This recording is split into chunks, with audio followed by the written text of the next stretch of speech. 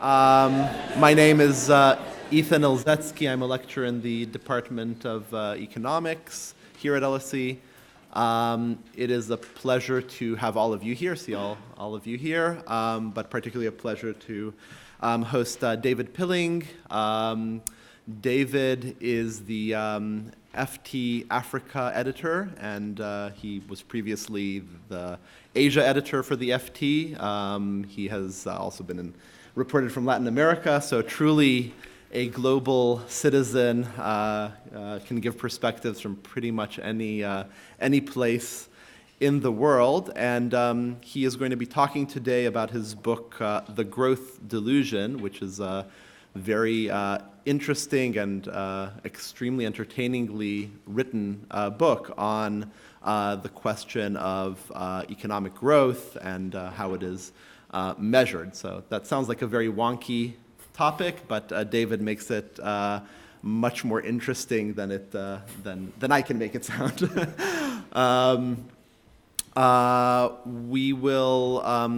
David will speak for about 40 minutes. We'll then have time for questions and answers. Do we have a hashtag for this event, or? It's LSE Pilling, I think. It's LSE Pilling. Okay, so hashtag LSE First Pilling. time I've ever had a hashtag. Okay.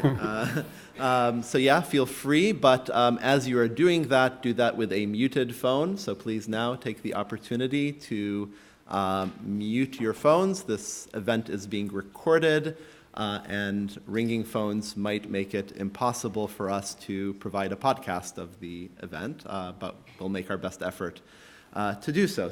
So you can re-listen to this event afterwards. So I think with no further ado, David Pilling. Thank you very much. Thank you, everybody.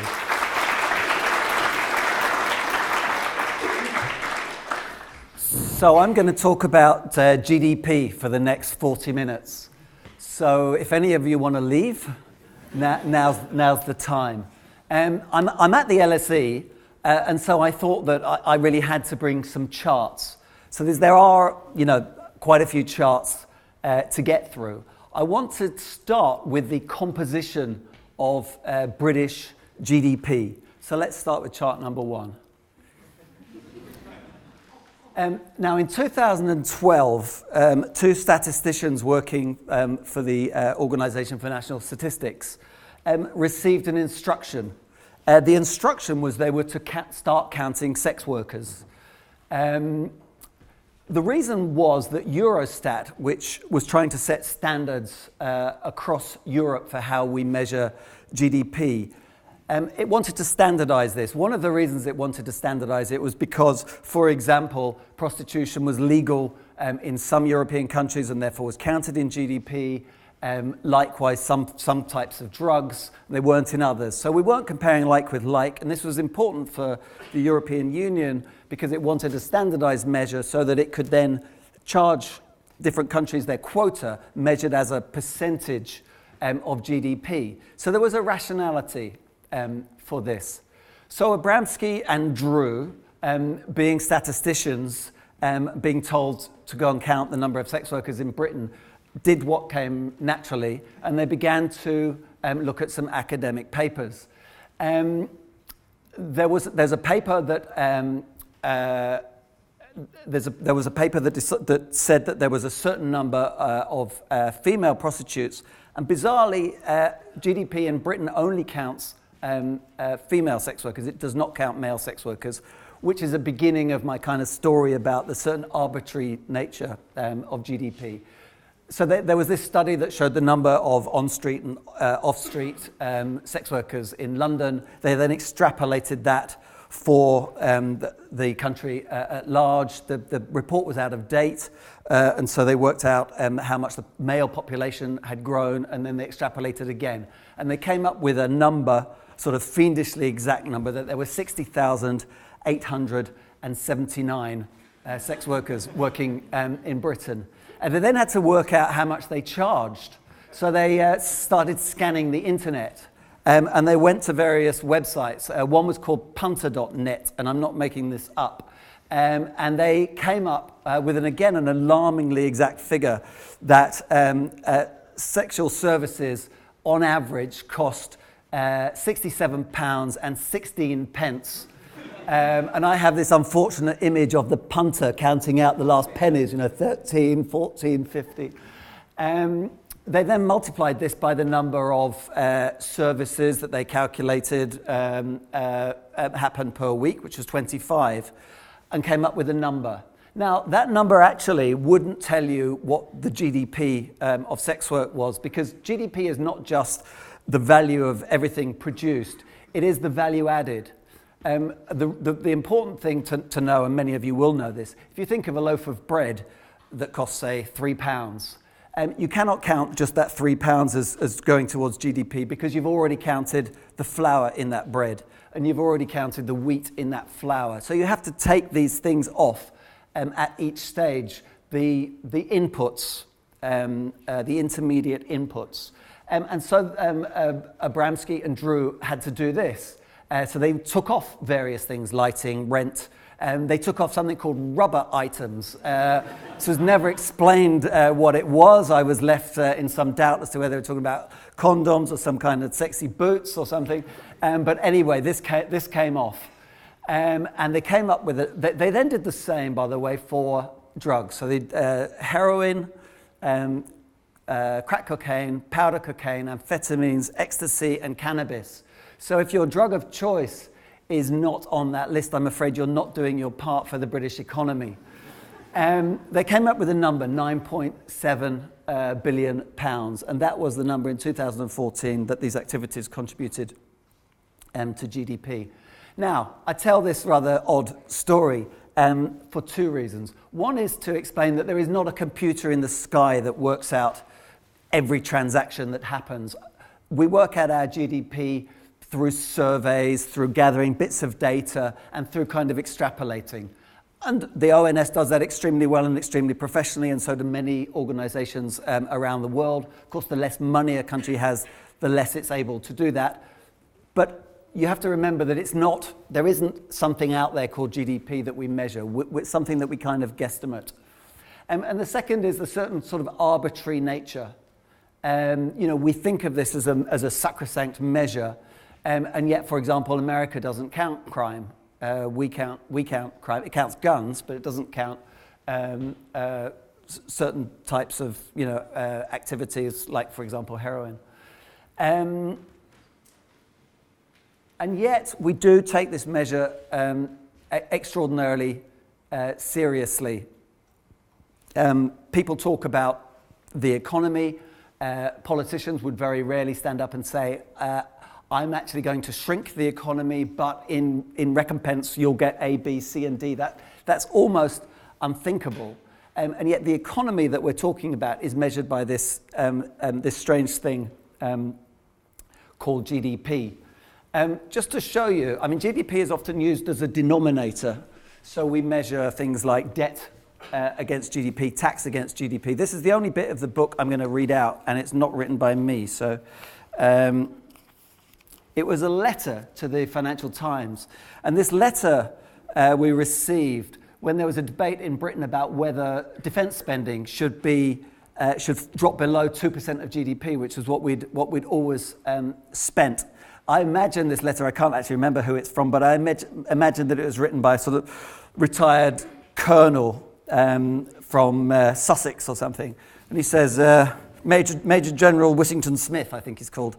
And he said, Sir, the 2% of GDP NATO benchmark to which you refer in your editorial is surely a very strange way in which to calculate the country's defence budget.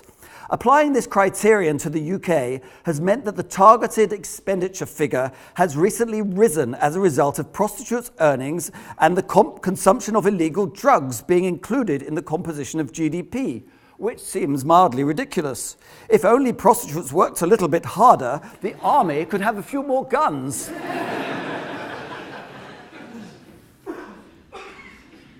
The idea of an economy and of growth is something that we almost take for granted, and yet actually it's got very modern. It's a very modern concept. For thousands of years, There really wasn't any such thing as growth. We lived in agricultural economies, and growth was more or less determined by the weather. If it rained a lot and the harvest was good, your economy grew. From about 1000 AD, China and India had by far the biggest economies in the world, though nobody thought in that way. And that stayed pretty much the same until the middle of the 17th century and the beginnings of the Industrial Revolution. One of the first people to have a kind of crack at looking at an economy in the way that we think about it was a guy called William Petty, who was a Surgeon General for Oliver Cromwell. He went to Ireland when Cromwell conquered Ireland, and basically he kind of divvied up Ireland, working out what the land was and how much income that could generate, because Cromwell wanted to pay the people who had financed the campaign. So this was one of the first attempts. But really, to get anything like what we have today, you have to fast forward to the 1930s, 1933, when FDR became president of America. And of course, this was in the wake of the Wall Street crash, the Great Depression. And FDR wanted to know what had happened to the economy. But there was really no way of knowing. They used to look at things like freight car loadings, what the stock market was doing, unemployment. But there was no kind of overall figure. So he asked this guy, Simon Kuznets, who has a fascinating history. But they asked Simon Kuznets to look into this. So Kuznets had a team of about 5 or 6 people. He went all over the country asking businesses and households and people questions about what they bought, what they produced, about the inputs to that production, you remember. And then in 1934, he came out with really a revolutionary document, a document that was, in a sense, to change the world. And being an economist, he came up with a really kind of jazzy, razzmatazz title. He called it National Income, 1929 to 1932. This document, though, was phenomenal. Within it, he had discovered that the US economy had halved in size in the 3 years after the Wall Street crash. And this gave FDR the kind of intellectual ammunition to begin to really ramp up the New Deal and to spend to get the economy going again. But even at this early stage, Kuznets had huge doubts about his own invention. First of all, he said, you shouldn't look at the headline figure, you need to delve much more deeply. Then he said, you should never confuse this number with well-being, something that I think that we have more or less ignored. He also wanted to take things away from GDP. We think of the economy as this natural thing, but where you kind of draw the boundaries of what is the economy and what isn't is not necessarily natural.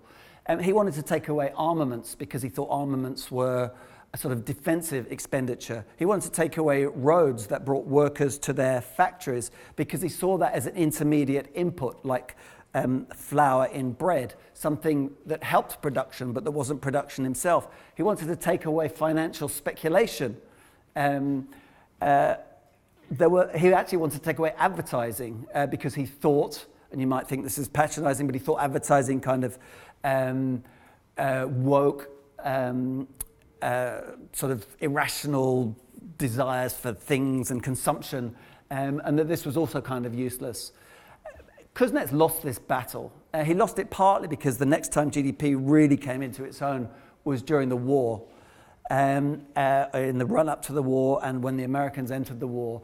And they really wanted to know what armaments they could produce, and how that would affect the rest of the economy. And discounting armaments, discounting government expenditure, which was something else Kuznets wanted to do, would have been impossible. Keynes, who was very important in this debate, wrote a paper called How to Pay for the War.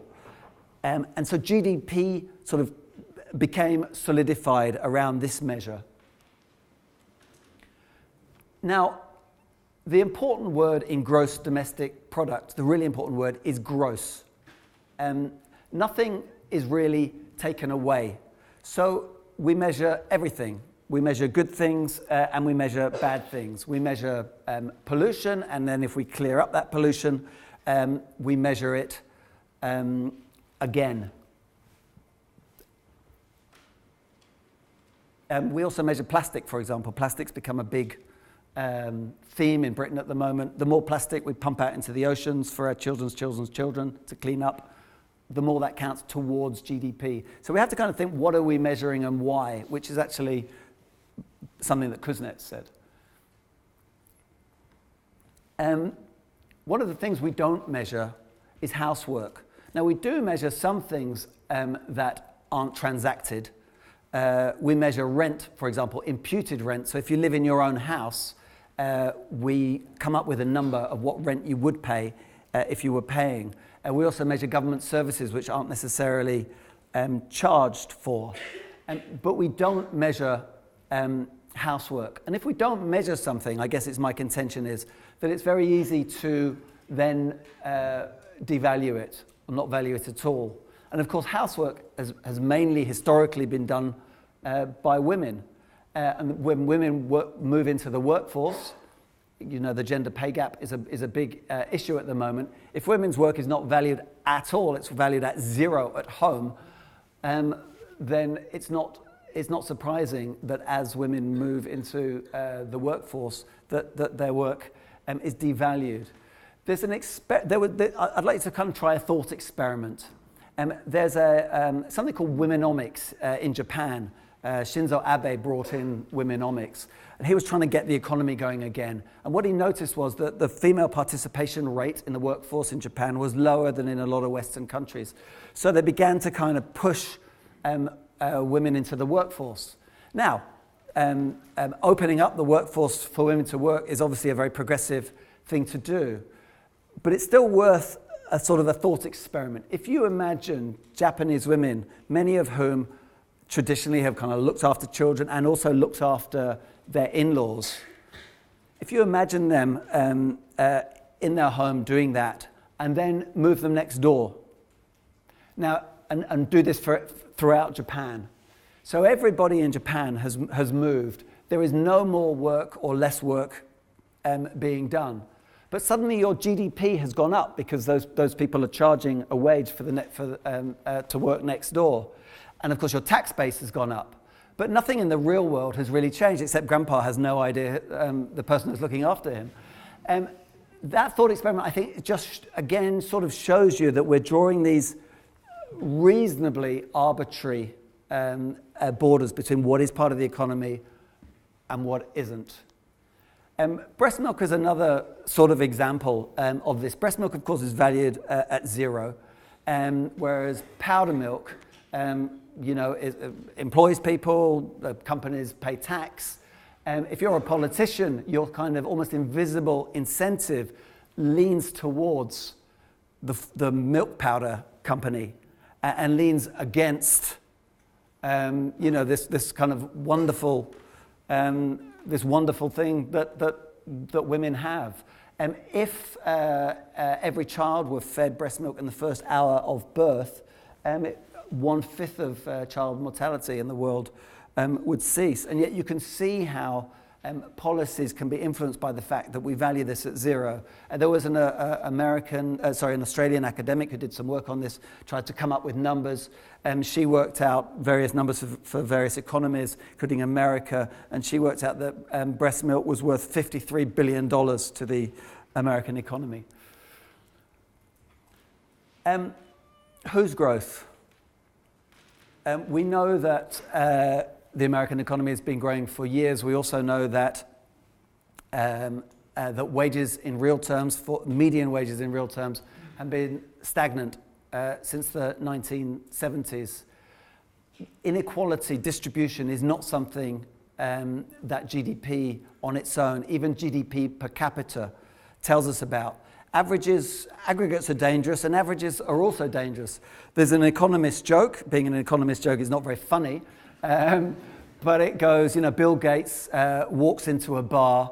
Everyone, on average, you see, I even fluffed it. On average, everyone in the room is a billionaire. Averages are misleading. GDP is a kind of measure of more. You could divide banks, and people do, into cloakroom banks and casino banks. Cloakroom banks, you take your money, you put it in, and then you take it out some years later. Casino banks, the banks that Matt Taibbi famously said about Goldman Sachs, a great vampire squid clutching the face of wrapped around the face of humanity, I think he said. You could see banks, as Kuznets wanted, as an input. One of the main purposes of banks is to allocate capital. So let's say you have 3 widget companies. So one of the jobs of a bank is to decide which widget company is the best widget company. And society benefits because it bets on the best widget company, it lets the worst widget company go out of business, and we all benefit from much better widgets or whatever those widgets happen to be and the knock-on effects. So why count the allocation itself? Isn't that an input? And indeed, we used not to count banking very seriously in GDP. It used to be a tiny fraction of GDP.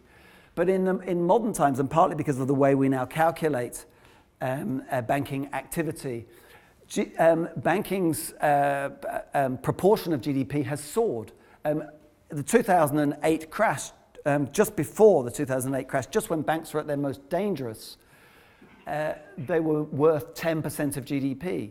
And in fact, once they were nationalized in Britain and huge state money was put into them, their value went up again. The reason is because a lot of banking activity is not charged through fees. The way that banks are traditionally measured in GDP is to take the spread between what banks borrow at and what they lend at. And the bigger that spread, i.e. the riskier the loans that they're making, the more the contribution to GDP. But you can see where that leads us. And I would argue that that led us, in a sense, to the 2008 financial crash. Now, I'm not saying if we'd have measured it differently, everything would have been fine, but I think it's worth thinking about. GDP is really bad at measuring haircuts. And that's important because haircuts, services, are 80% of our economies, modern advanced economies. GDP is very good at measuring. It's a child of the manufacturing age. It's excellent at things that you can drop on your foot: steel, concrete, chairs, bottles. But very bad at things like a haircut. How do you value these 2 haircuts? Maybe this salon was beautifully perfumed, beautifully decorated. There was some fantastic banter. This was a short back and sides, took 2 minutes. Well, you could say, well, you value it by the cost. This one's cheap, that one's expensive. But what happens next year? And because the only way we can come up with a sensible number for GDP is to deflate it, is to come up with some sensible number for inflation in that sector.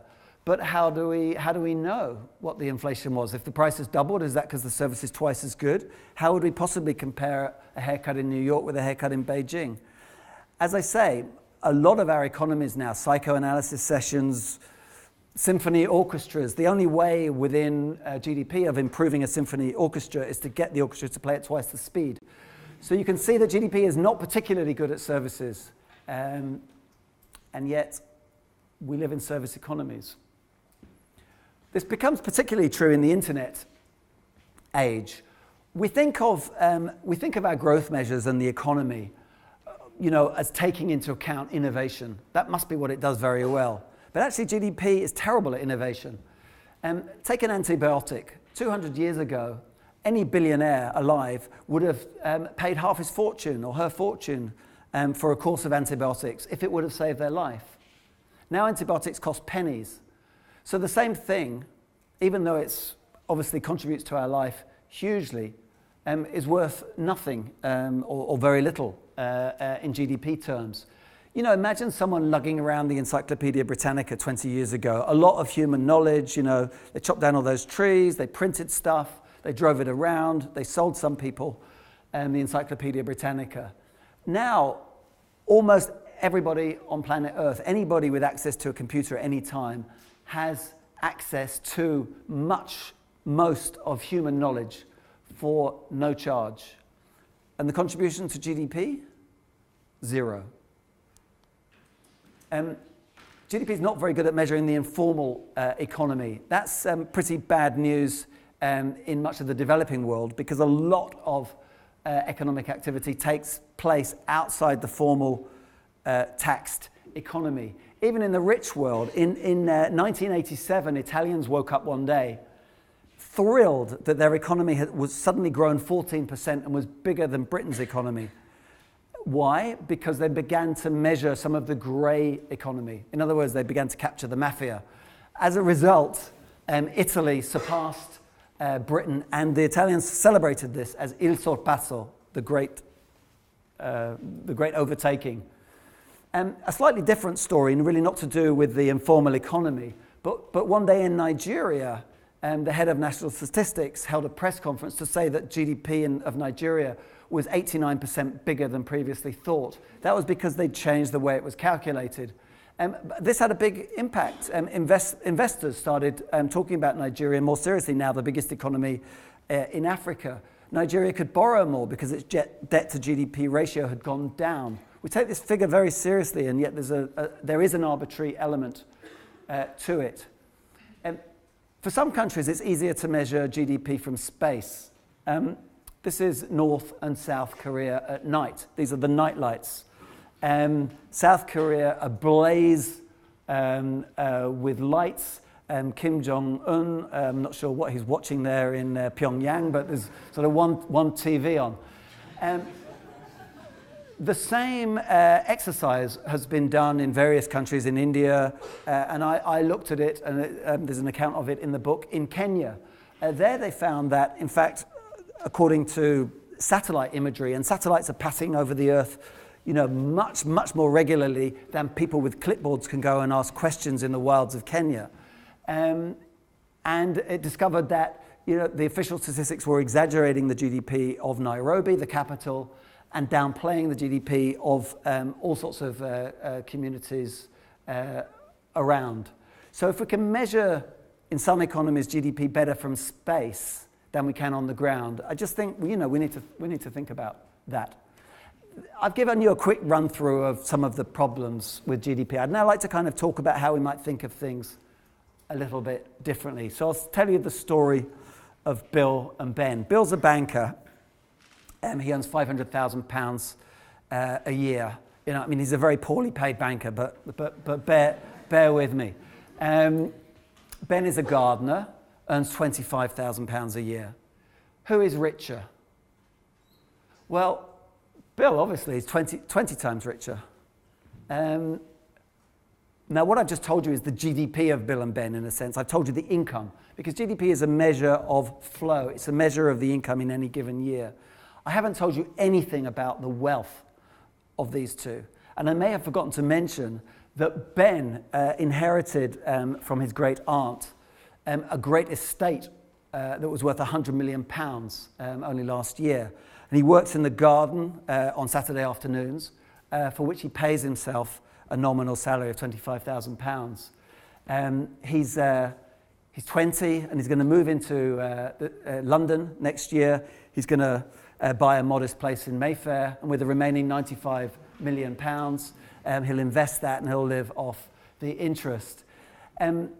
Bill has an unfortunate cocaine habit. This has really put a dent in his bank account. He's also a bit washed up as a banker, to be honest. He's 53. The bank's moving to Frankfurt next year, Brexit. And so he's out of a job. He's got a scratched up Porsche, but he's got a lot of payments on that. Now I've told you a little bit about the wealth of Bill and Ben. The same applies to countries. If you take a country like Saudi Arabia, for example, pumping out oil, very high GDP per capita, but you need to look at what wealth it has. If it just pumps out all that oil and doesn't replace it with anything, it doesn't think about the future, doesn't diversify its economy, then very soon it's going to be the kind of Bill the banker of nations. People have tried to measure wealth, and it's not always easy, especially when you come to things like natural capital. A guy called Robert Costanza in 1997 published a paper in Nature where he worked out that nature was worth $33 trillion. And the way he went through this was very sort of strange. I certainly won't go through it now, but he, on one side, he had what he called biomes, wetlands, forests, sea. On the other, he had the services that those things provided or didn't provide, whether they be nitrates or food production, cultural services even. And he worked out proxies for this and came up with this number, $33 trillion. Now, this really was very controversial. It really annoyed economists who kind of thought this was, if this was a back-of-the-envelope calculation, then it was really to malign envelopes. And environmentalists thought that this was nonsense. How do you value the sea? How do you value rainforest? But it was the kind of beginnings of people looking at this and trying to come up with measurements for natural wealth, produced capital, which is basically infrastructure, financial capital, which is much easier to measure because it's kind of debt, liabilities, and assets, and of course human capital.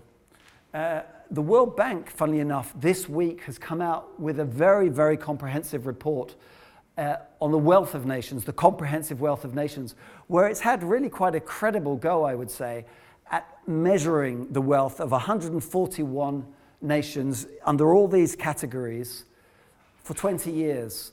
And it's really worth looking at that report. For example, with a human capital, it tries to work out the lifetime earnings of everybody on the planet. It gives you a value for that in today's money, and then comes up with a total wealth figure. The wealth figure for 2014 was something like $1,140 trillion, I think. Something like 15 times the GDP of that year.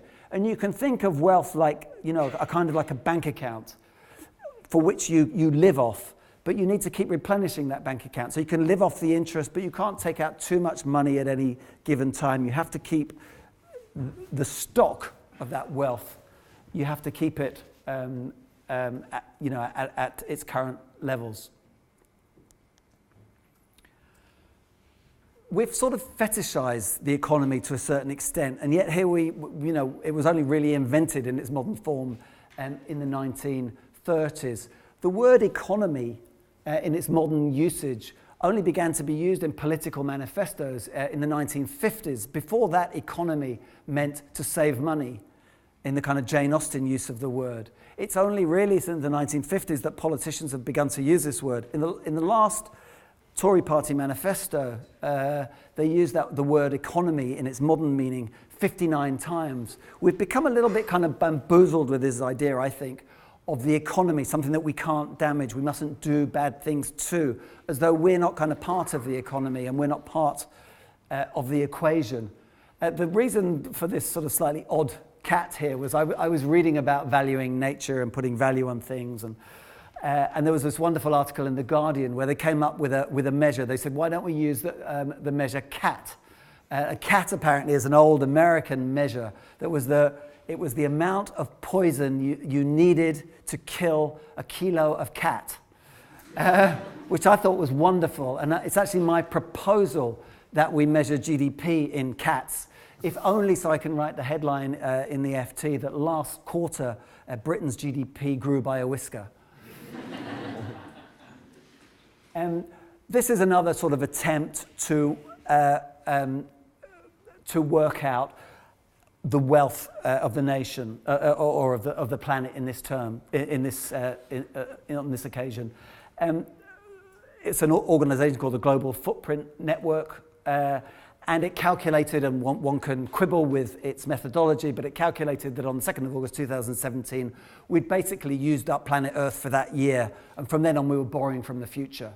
Now, we can definitely argue about what that means and about the methodology of that, but I think we can't argue with the fact that we are straining our planet. You don't have to be Thomas Malthus to think that some things are sort of reaching their limit. One looks at climate change, one looks at the acidification of the oceans, one just looks at the shrinking of the natural world. Yuval Noah Harari comes up with this amazing figure. So if you weighed all humans, there's 100 million tons of humans. You weigh what he called our enslaved animals, the pigs, the cows, the sheep that we eat. That's another 700 million tons. But you weigh all the wild animals on Earth. Whales, elephants, giraffes, rhinos, penguins, porcupines, wolves. They only weigh 100 million tons. So, our work is almost done. there really is not much left. I love this experiment. This is many of you will know this experiment, but two capuchin monkeys were put side by side, and they were both fed cucumbers. And they were fed when they performed a certain task, which was to hand over a little pebble. Both of them were as happy as Larry. Then they began to give one of the capuchin monkeys grapes, much tastier, sweeter. The capuchin monkey that was not receiving the grapes, that was still getting the cucumbers, went completely ballistic. Got very upset almost immediately, started throwing the cucumbers at the handler.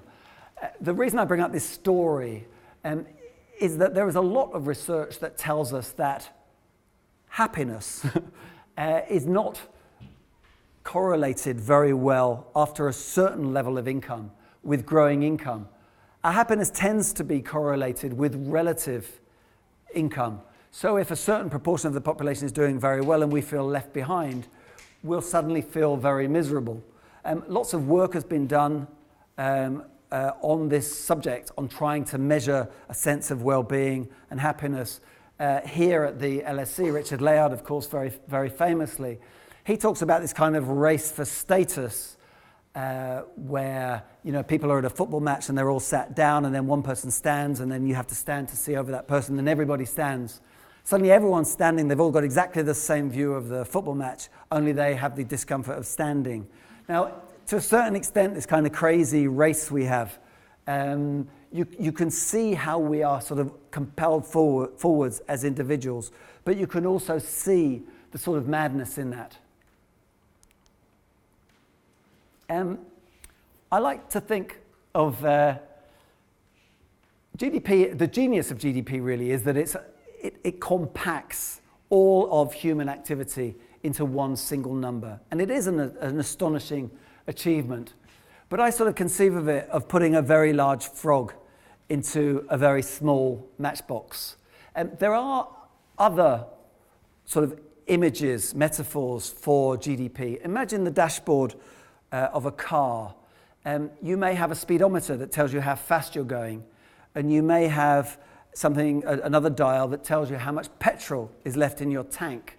Those are two different numbers, but you cannot combine those numbers and come up with anything very meaningful. Imagine that in the cockpit of an aircraft where you have altitude and many other things.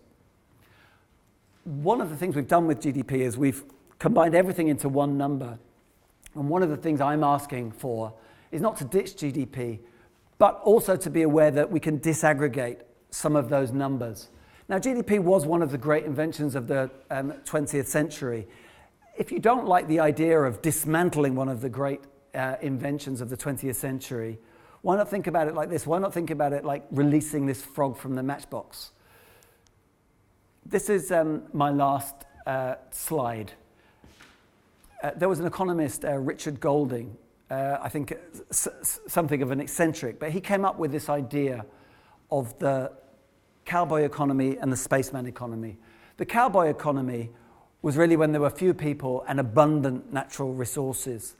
And the sort of objective, the rational goal was to extract as much as you possibly could, to produce as much as you possibly could, to maximize throughput. If you were a cowboy and you ruined a particular area, you chopped down all the trees or you killed all the buffalo or whatever, you'd come back in a few years' time. Even if you did, you might not need to, and everything would be kind of restored.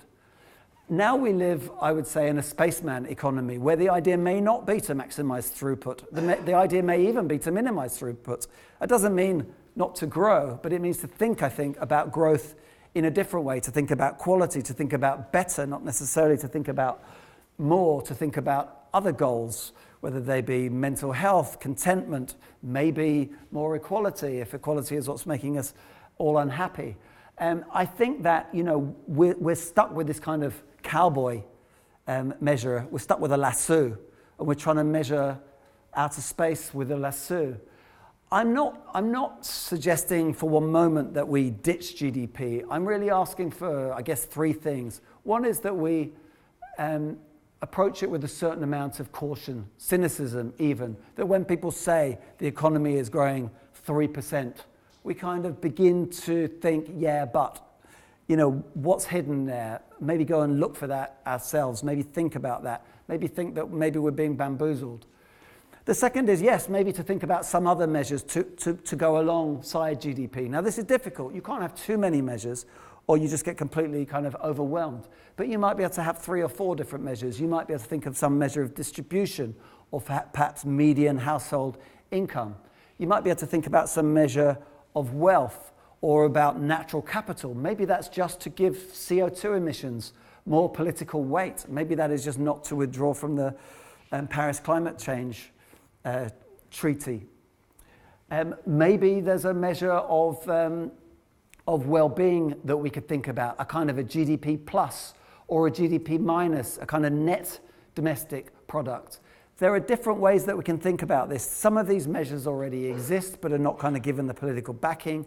Some of them are sort of hidden from view and are being experimented on, and maybe could be given, as I say, more exposure. And some of them may be works in progress, like the World Bank's Wealth Report, that we need to kind of put more money, resources, and thinking in. Because what we measure in the end will be what we get. And my final plea, the third plea, is just when we talk about the economy and not damaging the economy and thinking about the economy, let's remember that the economy isn't this precious set of pipes and this machinery that somehow is outside of us, that we need to be dead careful. If we need to chop down all those trees, if we need to put a pipeline through Alaska, then so be it.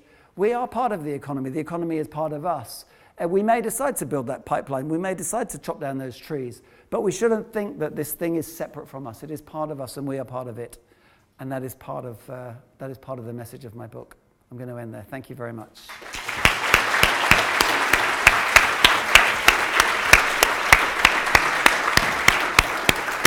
Do you want to take questions from seated or standing? I don't mind. So Q&A, please, Yeah, so, ask anything you like. Let me just say before we begin the Q&A that David will be signing books after the talk. You can improve my GDP, please. Please do. It will contribute to GDP. So all proceeds will go to GDP.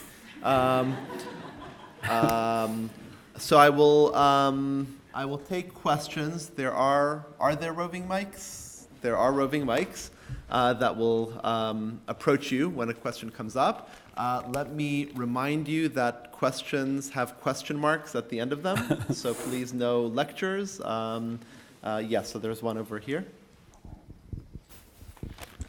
Hi, thank you for the great lecture. From your experience so far, could you mention a few best practices in reality that these suggestions have been taken on board?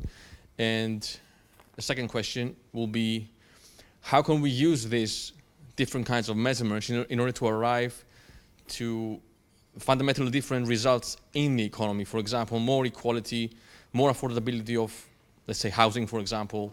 Then we can talk about mortgages, etc. You specifically mentioned about states and how they get loaned. Well, okay. You get the idea. Let me have a go at that. And there are many, many different answers to that question, but let me just give you one. Now, I don't suggest that this measure replaces GDP at all, but there are, for instance, Maryland, and there's a chapter on Maryland and Canada in my book. They both come up with a kind of a GDP 2.0. Maryland uses something called the GPI, which is, I think, the Genuine Progress Index. And what they do is they do a bit of a Kuznets on GDP. They look at GDP and then they begin to take things away. So they have a sustainability measure. You know, if the amount of wetlands has gone down because you built a shopping mall on it, then they kind of say, well, did we repair anything else?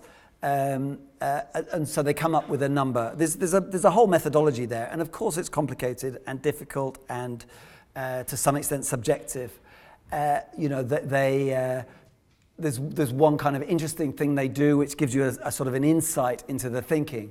So they say alcohol. people buy alcohol, they must like it, that contributes to GDP. But they say, but hang on, but then there's binge drinking. We don't like binge drinking, people end up in hospital, it's antisocial. So they've gone to academic papers, a bit like Abramsky and Drew, and they've worked out how much alcohol is consumed in binge drinking, and then they take that off. Now you could say this is very kind of nanny state-ish, but it's sort of interesting. And they do this for a whole range, all published, and they come up with a number.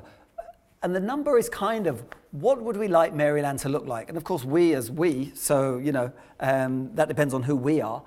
What would we like Maryland to look like? And let's measure it. And of course, when you begin to measure something, that sends signals that you are likely to act on, particularly if that measure has real political backing. Now, there's something similar in Canada, and they went, in a sense, a stage further.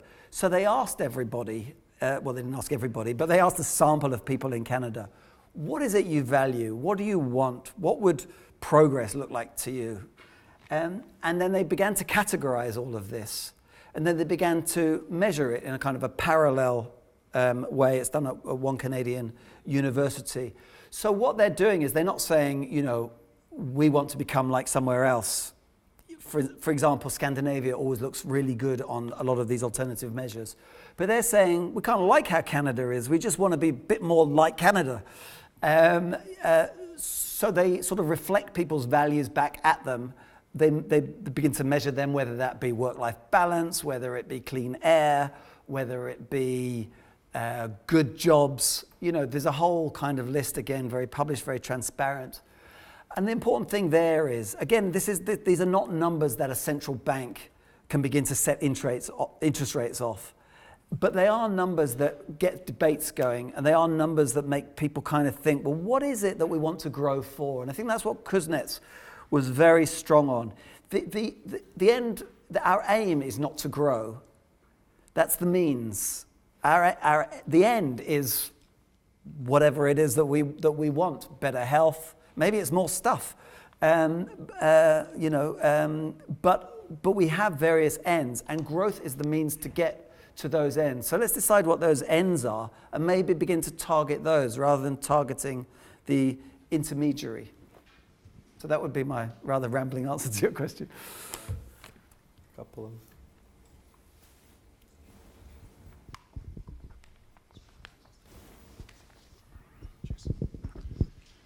Yes, hi. There have been a lot of books that have been written and that are quite critical about GDP and infinite economic growth. So like from the 70s, Limits to Growth, more recently the book by Tim Jackson, Prosperity Without Growth, etc. Yeah. But these books have not achieved anything. I mean, politicians still rely on GDP and infinite economic growth. So why do you think that's the case? And why do we still rely on it? Why do you think that's the case, that these books have not achieved anything? And a bit more provocative, my second question, why do you think that your book is going to change things? Well, I never said it was. My book is funnier than those books, so so you may get a laugh out of it. You say why has nothing changed? I would maybe disagree with that, with the premise of your question, actually, because I think to some extent things have changed. I mean, for a start, I published a few articles on GDP in the FT. They're phenomenally well read. This is a subject that, it sounds like such a boring subject, and yet people are really interested in it. Sarkozy, former French president, had a whole commission on this. You probably know, I'm sure. So Stiglitz and Amartya Sen, Fitoussi, and they came up with a report called Mismeasuring Our Lives. Sarkozy had this very interesting, I don't know if he wrote it, but there's a very interesting preface to the final book where he said that, people sense that there's a kind of a gap between what, the officials, what the experts are telling us and how our lives feel, and that gap is very dangerous and very dangerous for democracy. If you read that today, that looks quite prescient, I would say. People voted. Let's take Brexit. I mean, I think you could take you could look at this in two ways. One is that our official statistics. I mean, of course, we had a crash, and growth has been in the floor for a number of years. So you could say it's because of that. But if you take the long sweep, our economies are, double, treble, quadruple the size that they used to be. And yet clearly there are lots of communities in Britain that feel left behind, that don't feel reflected by, in those numbers. Those numbers are not telling their story. I think there's something also which is almost kind of the opposite of that. Bill Clinton said it's the economy, stupid. You get the economy growing and people will vote for you. And people are kind of saying, well, not necessarily. I mean, Brexit, people were warned that Brexit would be bad for the economy. Some people believed it, some people didn't believe it. I think it happens to be true. People voted for it anyway by a very slim margin for all sorts of good and bad reasons. But the idea that that the economy is everything, I think is being challenged somehow in the public debate, often in quite nasty ways, I have to say. This kind of backlash against Western liberalism, against globalization, against trade. But there is sort of something in the air. And if there's a nastiness in the air, well then, I would prefer to talk about it sensibly than to kind of cede ground to, really nasty interpretations of what that might mean. There's over here, the lady right. Oh, thank you. Very interesting and useful talk. What do you think about GDP in London now? In where? In London? Yes. Well, GDP in London is clearly much above GDP in the rest of the country, so there's this huge north-south divide. I mean, I haven't really thought about GDP in London in terms of my book. The financial sector clearly was very important in kind of driving, London's economy pre-financial crash. I would argue that some of that's real. They pay, banks pay taxes.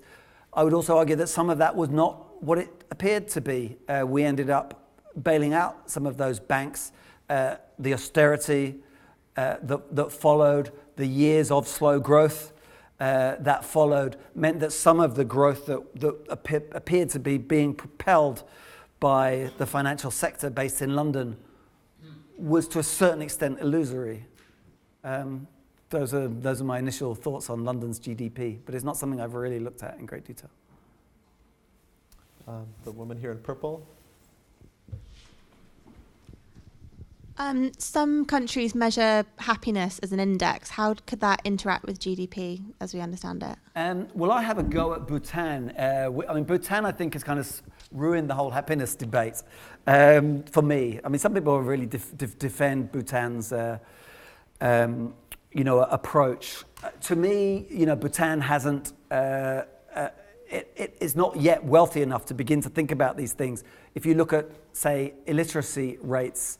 If you look at mortality rates, child mortality, if you look at disparity between women's literacy and male literacy, all sorts of numbers, I think, tell not a particularly happy story about Bhutan. So to me, some of the happiness thing is, well, we can't give you, development as you or I might measure it, but we can give you happiness. So I kind of think that that's slightly muddied the debate. So I was very, very skeptical about the whole happiness, about the kind of whole happiness gig. Until, funny enough, I came to the LSE and looked at, and talked to people like Richard Layard and looked at some of the literature. There's something called the Cantrell ladder questionnaire, where you ask people, and they've been doing this for years and years and years right across Europe. You ask people to rank their own happiness on a scale of 1 to 10. So it's 0 to 10. So it's an 11 kind of rung ladder. And it's really sort of interesting. I mean, there are two interesting things, and they do this around the world. Two interesting things came out of this for me. One was that I kind of assumed that, that the income of countries might not have too much impact. So people in Nigeria might be deliriously happy. People in Sweden might be as miserable as sin. Funny enough, that's not the case. Poor countries tend to do very badly on that ranking, and wealthier countries tend to do well. But it's not a perfect correlation. So Latin American countries, Costa Rica does extremely well, for example. I think it's number 16. The French turn out to be a miserable bunch. So in other words, it tells you, or to me anyway, it tells you that there's something real there, but it does not just map GDP. And there was something other that was interesting, of which I've now entirely forgotten. Oh yes, I remember. There was a paper that the LSE put out. It's just one paper, but they mapped election results in Europe, and they mapped them against GDP growth in various countries, and then they matched them against what the happiness index was telling you. And they found that there was a better correlation between what the happiness index was telling you and the election result than, I guess this was whether the party in power stayed in or whether, the incumbent was kicked out. I can't quite remember the methodology, than GDP. So again, I began to think, well, maybe these measures are a little bit more robust than I'd imagined. I think it would be hard to set policy, but just based purely on these numbers. And I critique these numbers to some extent in the chapter on this in the book.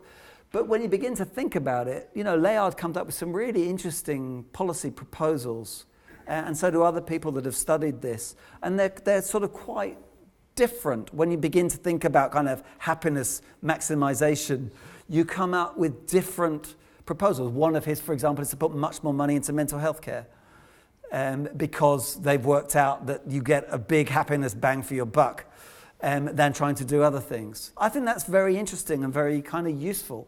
Again, I'm not suggesting we ditch GDP and replace it with a happiness index, but I am suggesting that maybe we think about these things a bit more seriously, and maybe even around the edges think about policies, and shaping policies around some of these other alternative numbers. Gentleman in the back there in red.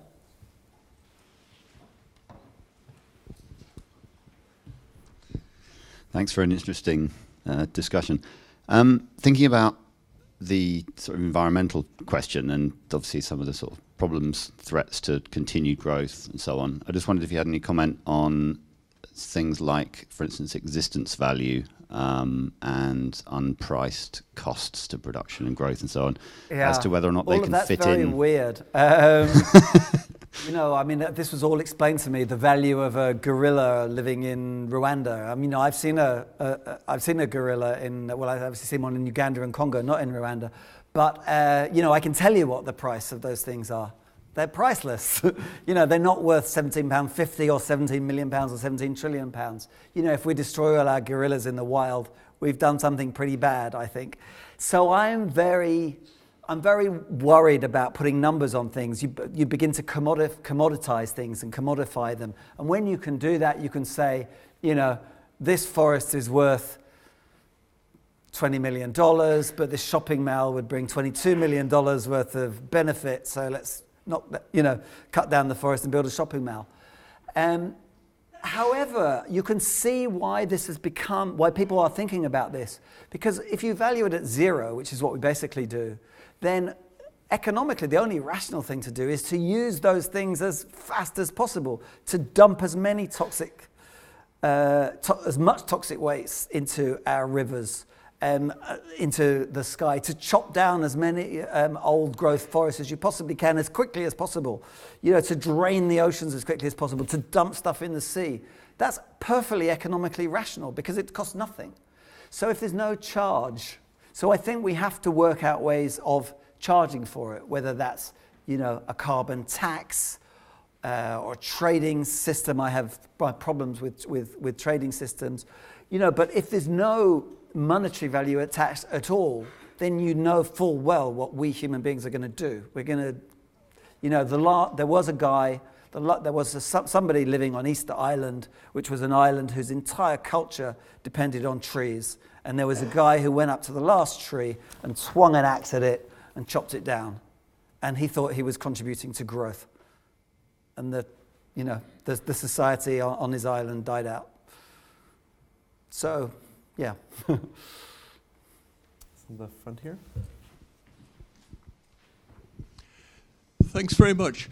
To what extent was it your involvement in Japan which caused you to focus on this subject? Because Japan seems to be a country where the GDP figures have really been pretty unimpressive, and yet, as I understand it, a lot of the basic sort of indicators of quality of life have not tracked GDP. What are the conclusions to be drawn from that? Yeah, Japan definitely played a part in my thinking. I mean, I've come at this subject very much as an interested journalist, you know, asking dumb questions to very clever people, basically. And in Japan, yeah, I mean, the economy hadn't grown for 20 years in nominal terms. I remember a British politician coming to visit Japan, and we were walking down the street in Ginza, all these lights flashing, you know, I mean, this makes London look poor. You know, there was just incredible wealth all around and vibrancy. And this guy said, my God, he said, if this is a depression, I want one. You know, so, I mean, one of the reasons was, you know, we tend to look at, we were looking at nominal GDP. If you look at real GDP, Japan looks a lot better. If you look at real GDP per capita, it looks a lot better still because, of course, the Japanese population has flatlined. And after all, you know, I mean, if Donald Trump wants 3% growth, or he can have 10% growth, he just has to knock down that unbuilt wall and let in 10% more people every year. And the GDP will automatically go up. It's very easy to add to your GDP. What's hard is to add to your GDP per capita. But then there was the whole service thing. I mean, I remember reading a McKinsey report that talked about the inefficiency of Japanese services and how, you know, this was where they could really gain in GDP, was by improving their services. I looked around me, and, you know, I'd never seen better services. You know, you get on a Shinkansen train, the timetable is to a quarter of a second. You know, you stand at a little spot, the thing comes up, you get in, it whisks off at 200 miles an hour. And yet I was told that this was more inefficient than Amtrak. So I began to think, well, I mean, seriously, that's what it said in that McKinsey report. Now, I'm not saying that these guys are economists, but they're management consultants. They're kind of using economist speak. So, yeah, this did play into my thinking. You know, what's going on here? Are we really measuring like with like? Especially given that most of our modern economies are service-driven.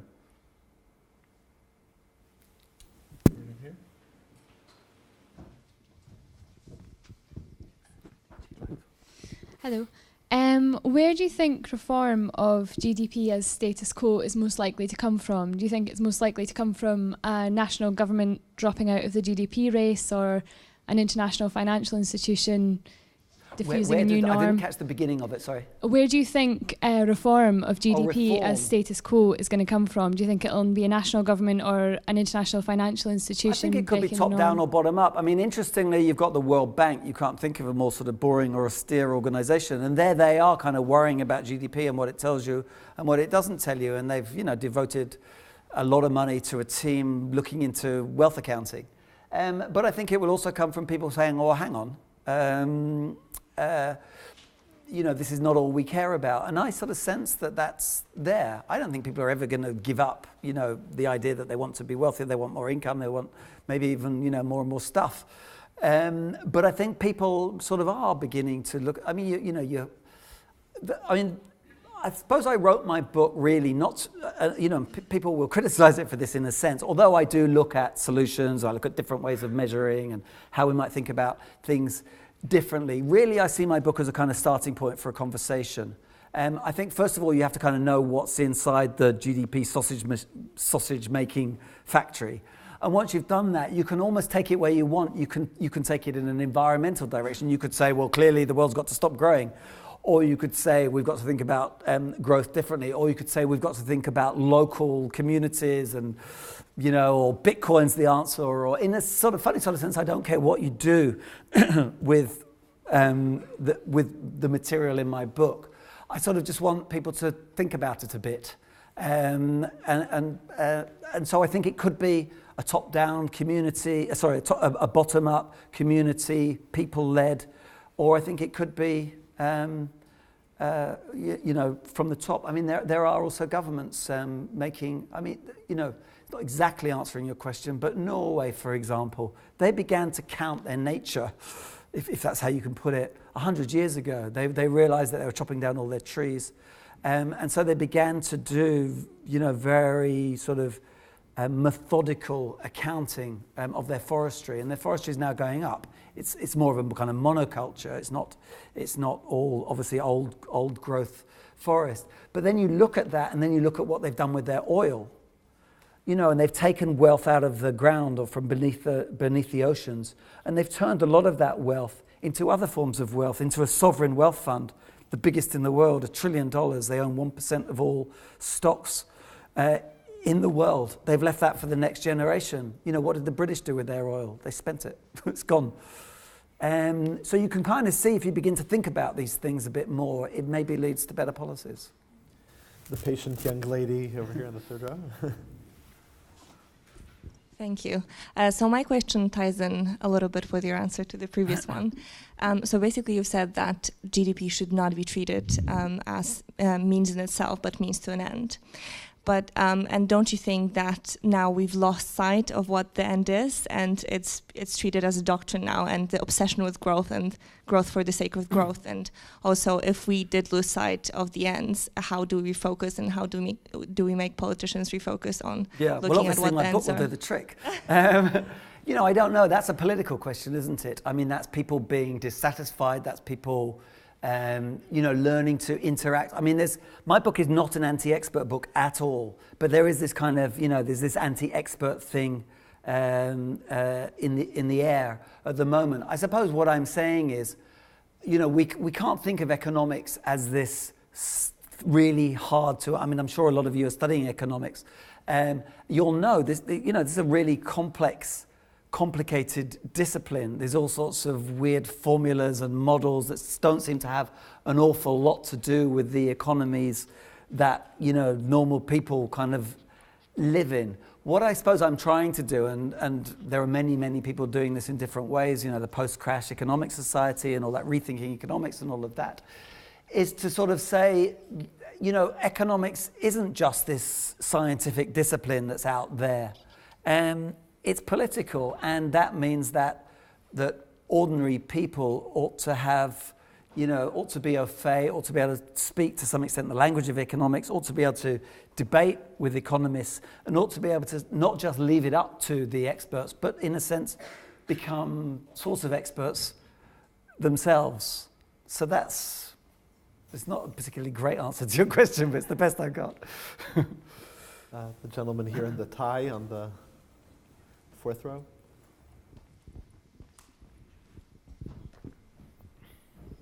Thank you, David.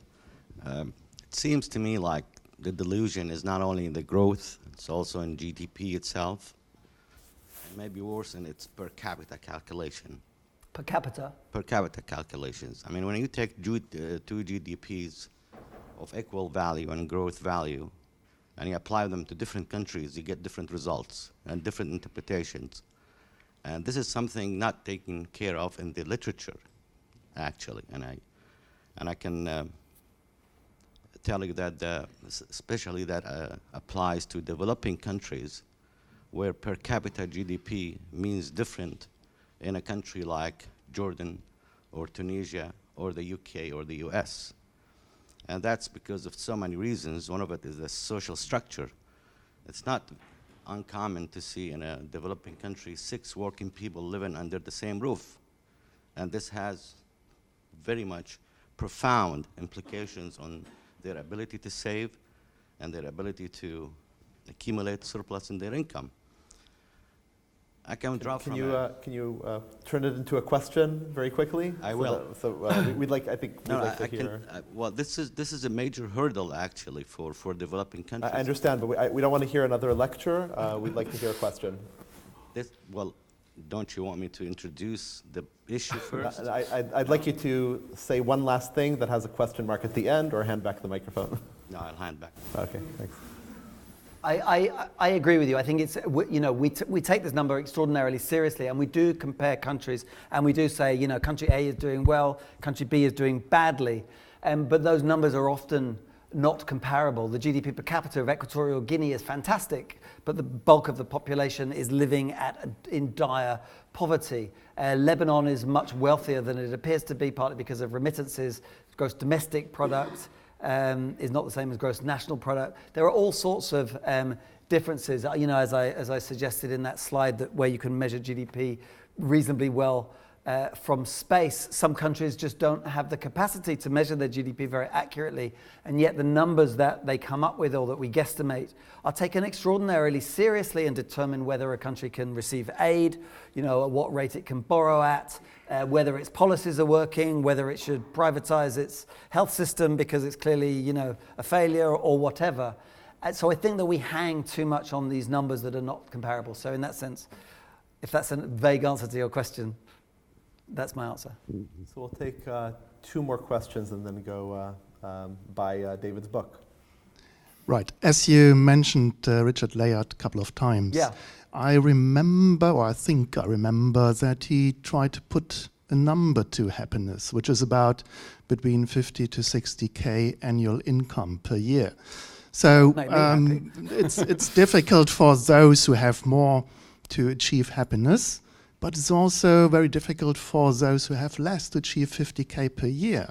And this social gap seems to be the issue. Is, in light of that, GDP definition academic? Well, I mean, there's something called the Easterlin Paradox, and that was one of the first kind of attempts to look at this. And that said basically precisely that happiness does track GDP, for a certain income, but then it flattens off, basically. I mean, look, if you took those numbers very seriously, you would think much more about redistributionist policies, and that's exactly what Layard recommends. He recommends it not only for the purpose of redistribution, but also because he kind of sees us in this sort of insane rat race, you know, that we all want to be better off than the person next door, and that this kind of leads us all to make, as he sees it, decisions that mean that we're less and less happy, or at least that could impinge upon our happiness. For instance, you know, in order to be richer than the guy next door, we all work 16 hours a day, and therefore see less of our family, and yet we know that, you know, time spent with family is something that makes us happy.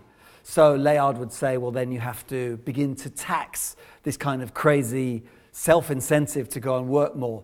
I mean, that's quite, you know, I'm not saying I agree with that, and you could see that as very sort of paternalistic, but I think it's an interesting way, it's an alternative way at looking at how we might set policies that are not just growth maximization, economy maximization, and everything else will follow. Because basically all you're saying there is you're basically talking about trickle down, aren't you? You're saying if the whole size of the pie is bigger, if, you know, we become richer as, you know, Britain Inc. or America Inc. or Jordan Inc., then that will somehow lead to the greater well-being of all our people. Well, the answer is maybe it will and maybe it won't. Okay, let's see. Here we go, right here, and then maybe I'll take another. You were also raising your hand, so these 2, and then we'll bring it to a close. Thanks. I wanted to bring Piketty into the conversation because in his 2014 book, Capital in the 21st Century, he argued that growth was necessary for reducing inequality because historically the rate of return on capital being greater than growth is what had led to inequality in the first place. So I was wondering what your thoughts were on that argument. Well, I'm definitely not anti-growth, and I'm actually very pro-growth. There's a whole section of my book where I talk about poor countries. I mean, I think, you know, I've spent a lot of my life in the developing world. I think poor countries have every right to want to catch up with Western living standards. And the way they do that is very fast growth. Very fast growth, very badly measured. That's what China has had. It's had 10% growth. You know, it's destroyed lots of stuff. It's polluted the air. But by God, it's had growth. Probably not 10% growth. But, you know, you can see that growth. And that has had a palpable, obvious impact on people's lives. People sort of, you know, this is where I almost kind of jump to the other side of the debate. People will say, yeah, but, you know, all that pollution is shortening people's lives. But all that growth is adding to people's lives. Chinese life expectancy has doubled since 1949, more than doubled. And this has been an extraordinary catch-up. And I'm completely on the side of China, and following it, India, and following that, Africa, to try to catch up. All I'm saying is that if we all do that and we all do it in exactly the same way, you know, I had this figure that the planet would need 97 planets if we all to become as wealthy as America by the end of the century, if America's growing at 3% a year.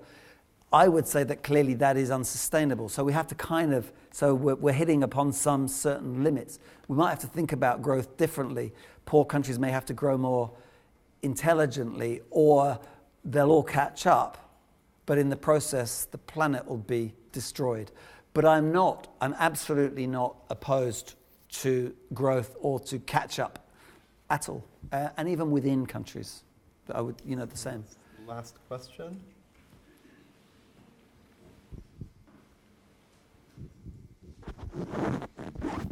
Thank you. Yeah, it touches upon your response just to that last question. Where do you stand regarding the people who advocate, like George Monbiot and the ecologists, of a no-growth planetary agreement?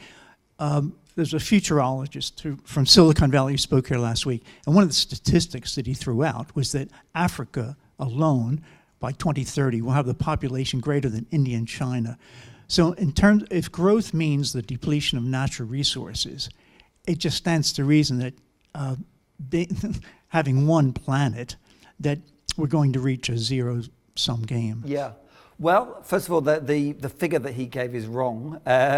Africa's population, I'm just trying to remember, it will double fairly quickly by 2050, I think, to about 2 billion. But that's 2050, and that still won't be quite as many as China and India combined.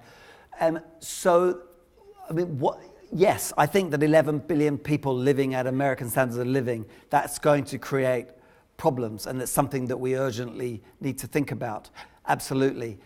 The idea that the population is going to go on increasing forever is actually not true. It's quite likely to peak at about 11 billion at the end of this century. No growth, I'd like to see you sell that politically. I think that basically means either we all freeze and we're forever 30 times wealthier than people in Tanzania, or it means we have to all agree to half our income somehow and redistribute it. But anyway, that doesn't really work, because if you could give half your money to Tanzania, but that doesn't suddenly mean that it's got the wherewithal to continue producing that amount of income every year. You can't solve that with a magic bullet. I have sympathy with the idea and with the framework, but to me it's an unsaleable, and and politically it's impossible. It doesn't mean that we don't have to think. That's why I ended with the Spaceman. I think we have to think that we're living on a spaceship. This is a Spaceman economy. It's not a throughput Cowboy economy. But no growth? I don't think so. Okay, so this was a fascinating discussion. To remind you, there will be book signings in the foyer just to the left of the exit. Thanks all for coming, and let's give one last LSE thanks to the panel.